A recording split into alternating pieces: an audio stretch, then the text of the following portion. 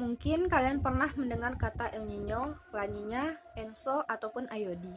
Pada video kali ini, saya akan menjelaskan mengenai fenomena-fenomena tersebut dan hubungannya dengan pola perubahan cuaca ataupun iklim di Indonesia. Yang pertama, saya akan membahas terlebih dahulu mengenai ENSO atau El Niño Southern Oscillation. ENSO merupakan salah satu fenomena iklim terpenting di bumi karena kemampuannya yang dapat mengubah sirkulasi atmosfer di global yang pada gilirannya akan memengaruhi suhu dan curah hujan di seluruh dunia. ENSO juga didefinisikan sebagai fluktuasi periodik pada suhu permukaan laut dan tekanan atmosfer di atasnya yang terjadi pada Samudra Pasifik Khatulistiwa, yang dimana periodenya itu berlangsung 2 hingga 7 tahun. Menurut BMKG, ENSO merupakan anomali suhu di permukaan laut Samudra Pasifik, pantai barat, Ekuador, dan Peru yang lebih tinggi daripada rata-rata normalnya. Di Samudra Pasifik terdapat 3 fase iklim. Fase pertama yaitu El Niño, yang dimana angin pasat yang berhembus dari arah timur ke barat akan melemah atau bahkan bisa berbalik arah. Melemahnya angin pasat ini dikaitkan dengan meluasnya suhu muka laut yang hangat di timur dan tengah Pasifik. Air hangat yang bergeser ke timur menyebabkan penguapan awan dan hujan ikut bergeser menjauh dari wilayah Indonesia, yang mengakibatkan Indonesia mengalami peningkatan risiko kekeringan.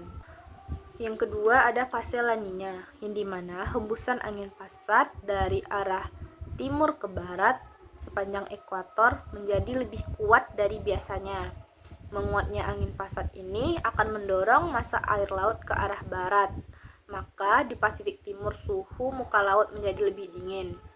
Di Indonesia, fase ini memberi dampak risiko banjir yang lebih tinggi, suhu udara yang lebih rendah, dan lebih banyak badai tropis.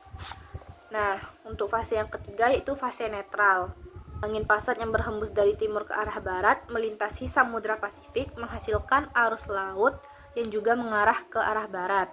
Selama fase netral, suhu muka laut di barat Pasifik akan selalu lebih hangat daripada bagian timur Pasifik. Nah, untuk pembahasan kedua yaitu tentang IOD atau Indian Ocean Dipole. Fenomena IOD merupakan fenomena antara lautan dengan atmosfer yang terjadi di daerah ekuator Samudra Hindia yang memberikan dampak kekeringan ataupun peningkatan intensitas curah hujan. IOD sendiri adalah anomali iklim yang terjadi akibat adanya interaksi atmosfer dengan laut yang terjadi di Samudra Hindia. IOD sendiri terdapat 2 fase, yaitu yang pertama fase positif, yang dimana di bagian Afrika Barat itu terjadinya peningkatan suhu permukaan laut, sedangkan di bagian wilayah Indonesia terjadi penurunan suhu permukaan air laut. Nah, fase yang kedua yaitu fase negatif, yang dimana suhu permukaan laut di wilayah Afrika Barat akan lebih dingin dari biasanya, sedangkan di Indonesia akan lebih hangat dari biasanya. IOD umumnya bergerak selaras dengan fase El Niño, yang dimana IOD sendiri dapat mencapai puncaknya kapan saja.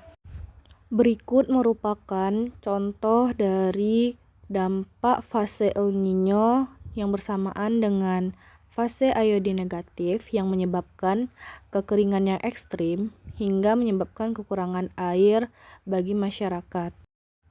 Adapun juga dampak dari fase La Niña yang bersamaan dengan IOD negatif yang menyebabkan banjir besar-besaran terjadi di Indonesia.